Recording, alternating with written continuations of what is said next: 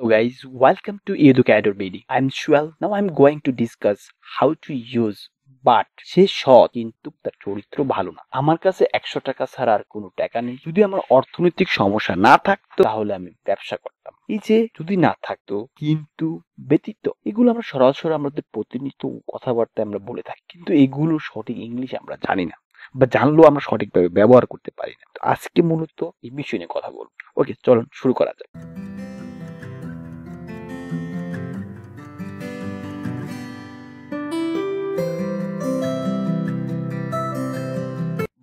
But অর্থ কিন্তু। তিনি গরিব কিন্তু সৎ।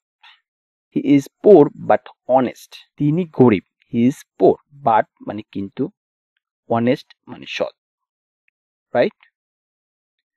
তিনি খুব শিক্ষিত ব্যক্তি কিন্তু তার ব্যবহার অশিক্ষিত লোকের মতো। He is very educated person but his behaviour is like an illiterate person. তিনি ধনী কিন্তু এখনো ভিক্ষা করে। He is rich but he begs wait.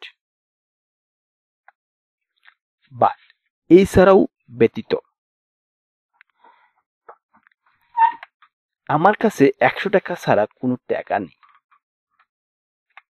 I have no money but 100 টাকা। আমি একটা ছাড়া সব আম খেয়ে ফেলছি। I have eaten all mangoes but one.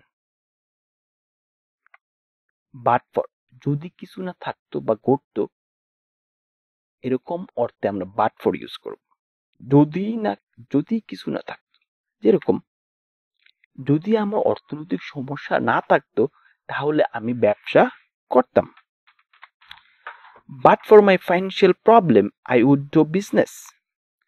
যদি আমার অর্থনৈতিক সমস্যা না থাকতো তাহলে I would do business, আমি ব্যবসা করতাম।